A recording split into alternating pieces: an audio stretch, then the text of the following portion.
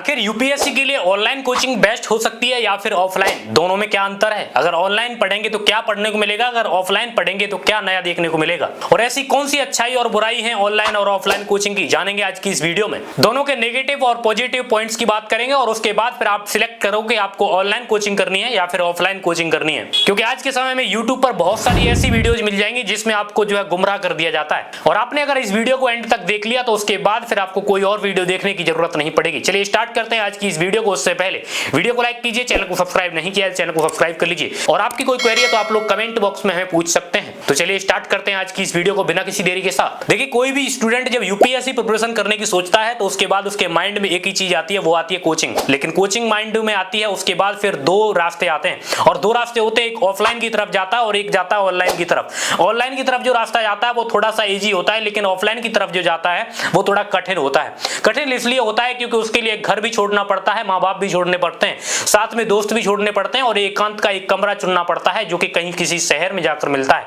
क्योंकि कोचिंग आज के समय में किसी गांव या फिर किसी कस्बे में उपस्थित नहीं है। अगर उपस्थित है, अगर अवेलेबल है तो दिल्ली, पुणे या फिर लखनऊ या फिर इलाहाबाद में अवेलेबल है। तो इसलिए कोचिंग के लिए जाना यानी बहुत सारे रिसोर्सेज को छोड़कर एकांत के कमरे को चुनना माना जाता है। लेकिन वहीं अगर ऑनलाइन कोचिंग की बात करें तो ऑनलाइन में एक आपको मोबाइल की जरूरत है या फिर आपके टैबलेट की जरूरत है, और आपके पास नेटवर्क सिस्टम होना चाहिए। उसके बाद आप ऑनलाइन कोचिंग, किसी भी ऑनलाइन कोचिंग में इनरोल कर सकते हैं और घर से बैठकर तैयारी कर सकते हैं। तैयारी दोनों प्रकार से की जा सकती है, चाहे आप ऑनलाइन करें या फिर ऑफलाइन करें।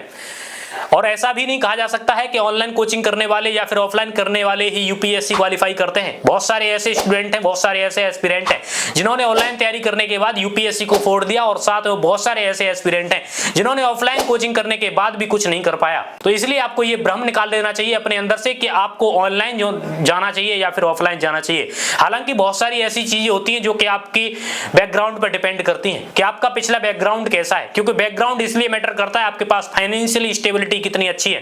अगर स्टेबिलिटी काफी मैटर करती है इसके लिए, क्योंकि यूपीएससी की तैयारी में बहुत सारा प्रेशर पहले से ही होता है। लेकिन प्रेशर हैंडल करने के साथ साथ फैमिली बैकग्राउंड भी मैटर करता है कि आपका फैमिली बैकग्राउंड कितना स्टेबल है। अगर आपका फैमिली बैकग्राउंड स्टेबल है, आप अगर मिडिल क्लास फैमिली से भी आते हैं, तब भी आप दिल्ली में रहकर तैयारी कर सकते हैं। अगर आप ऑफलाइन तैयारी करते हैं तो ऑफलाइन में आपको कौन कौन सी चीजें आपको पढ़ने को मिलेगी, अगर वही ऑनलाइन अगर तैयारी करेंगे तो कौन सी चीजें ऐसी हैं जो आपको देखने को मिलेंगी।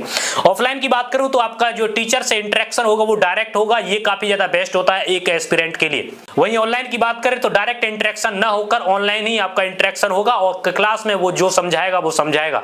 बाकी अगर आप कोई क्वेरी अगर आप डालते हैं तो क्वेरी आपकी पढ़ी तो जाएगी, लेकिन हाँ उसका आंसर भी दिया जाएगा। लेकिन कोई ऐसी क्वेरी होती है जिनको टीचर देख नहीं पाते, क्योंकि हजारों से ज्यादा बच्चे वहां पर पढ़ते हुए नजर आते हैं। वहीं अगर रिसोर्सेज की बात करें तो रिसोर्सेज आपको जो ऑफलाइन कोचिंग में बहुत सारे रिसोर्सेज आपको मटेरियल उनका मिल जाता है, लेकिन ऑनलाइन में भी आपको मटेरियल आज के समय में प्रोवाइड कर दिया जाता है। जैसे ऑनलाइन कोचिंग की बात करें तो सारी कोचिंग सब ऑनलाइन भी आ चुकी हैं और ऑफलाइन भी आ चुकी हैं। दिल्ली में सारी शाखाएं बनी हुई हैं इन सभी की दिल्ली में ब्रांचेज बनी हुई हैं, लेकिन कोचिंग्स के द्वारा दोनों तरफ से गुमराह किया जाता है। ये एक बात मैंने आपको पहले ही बोल दी थी, आपको कोचिंग से कोई ज्यादा फर्क नहीं पड़ने वाला कि आप कोचिंग लेते हैं या नहीं लेते हैं। आप बिना कोचिंग के भी सेल्फ स्टडी करके यूपीएससी प्रिपरेशन कर सकते हैं। लेकिन तब भी मैं आपको बता दूं, अगर ऑनलाइन और ऑफलाइन कोचिंग की बात करें तो ऑनलाइन कोचिंग काफी ज्यादा बेस्ट नजर आती है मुझे। लेकिन अगर टीचर्स की बात करें, अगर आपको डायरेक्ट इंटरेक्शन चाहिए या फिर आपको थोड़ा सा माहौल क्रिएट करना है तो आप ऑफलाइन की तरफ जा सकते हैं। लेकिन अगर ऑनलाइन अगर आपके पास ज्यादा पैसे नहीं है, घर वाले इतने स्टेबल नहीं है जो आपको जो है 2 साल 3 साल दिल्ली में रख के पढ़ा सके, तो आपको ऑनलाइन ही प्रेफर करना चाहिए। क्योंकि ऑफलाइन में जब आओगे तो आपको घर द्वार सब छोड़ करके और यहाँ पर दिल्ली में रह के एक कमरा लेना पड़ेगा, जो कि करीब 5 से 6 हजार या 7 हजार 10-10 हजार रुपए के कमरे मिलते हैं यहाँ दिल्ली में। 15-15 हजार रुपए के मिलते हैं। राजेंद्र नगर की बात करें तो 15 हजार तक मिलते हैं और 20 हजार तक मिलते हैं। और साथ ही फिर आपको खाना भी बनाना पड़ेगा। लेकिन खाने की बात करें, अगर आप रेस्टोरेंट पे जाके अगर मेस में खाना खाते हैं तो वो भी आपको जो काफी ज्यादा महंगा पड़ेगा, और साथ ही जो क्वालिटी खाने की होती है वो काफी ज्यादा लो क्वालिटी होती है।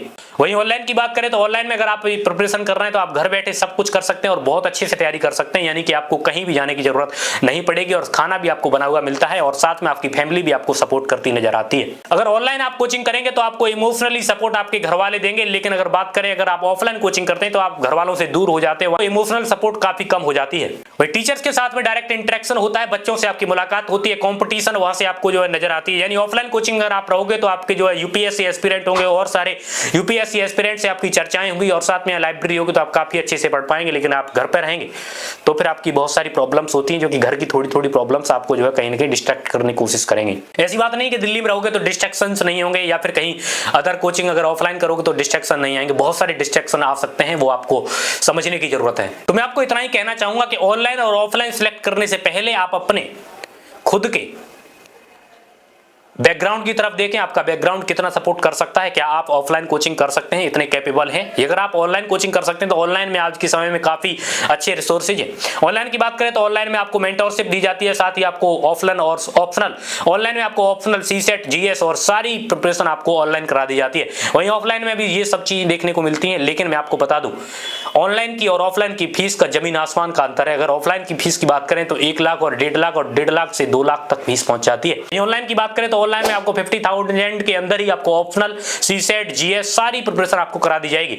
पीडब्ल्यू ओनली आईज की बात करें तो पीडब्ल्यू ओनली आईज अभी आपको जीएस, ऑप्शनल और सीसेट और सब कुछ जो है 30,000 में करा रही है।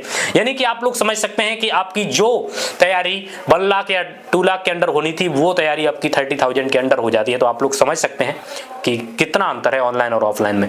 ऐसी बहुत सारी कोचिंग है, खान सरती है या फिर स्टडी आईक्यू है, अनअकैडमी है, बहुत सारी कोचिंग है जो कि आपको काफी अच्छे रिसोर्सेज प्रोवाइड कराती हैं। वहीं अगर बात करें टीचर्स की कि दोनों टीचर्स जो अलग अलग होते हैं या फिर एक ही होते हैं, तो बात करें ऑफलाइन और ऑनलाइन की जो टीचर्स है बिल्कुल सेम ही होते हैं, कोई अलग नहीं होते हैं, ठीक है। लेकिन डिपेंड करता है ऑनलाइन और ऑफलाइन से ज्यादा डिपेंड नहीं करता, उससे ज्यादा डिपेंड करता है आप पर कि आप किस प्रकार से प्रिपरेशन करते हैं। क्योंकि आज के समय में आप जितना भी करोगे वो आपके खुद ही रिजल्ट देकर जाएगा। आपके कोई टीचर आपको कितना भी समझा ले, कुछ भी कर ले, क्योंकि वहां पर हजारों की तादाद में बच्चे पढ़ते हैं, लेकिन सारे बच्चे तो सिलेक्ट नहीं हो पाते हैं ना। तो इसलिए आपको समझने की जरूरत है और आप यूपीएससी प्रिपरेशन करें तो खुद चुनाव करें और अपने बैकग्राउंड को देखें और उसके बाद फिर आगे बढ़ें। और तैयारी स्टार्ट करने से पहले आप एनसीईआरटी को अच्छे से कवर कर लें, एक बार अपना बेसिक तैयार कर लें, ताकि अगर कोचिंग में जाएं तो आपको एक एक टॉपिक समझ में आना चाहिए। तो उससे पहले आपको जब यूपीएससी प्रिपरेशन स्टार्ट करनी है उससे पहले आपको सिलेबस समझने की जरूरत है, एनसीईआरटी पढ़ने की जरूरत है और साथ ही ऐसी चीजें हैं आप अपना बेसिक कंप्लीट कर सकते हैं। तो होप आप सभी को ये वीडियो पसंद आई होगी। पसंद आई तो वीडियो को लाइक करना, चैनल को सब्सक्राइब नहीं है चैनल को सब्सक्राइब करना। अगर आपकी कोई भी क्वेरी बची है तो कमेंट बॉक्स में बता देना, नेक्स्ट वीडियो उसी पर बनाऊंगा। मिलते हैं आप सभी से बहुत जल्दी नेक्स्ट वीडियो के साथ, तब तक के लिए जय हिंद, जय भारत, वंदे मातरम।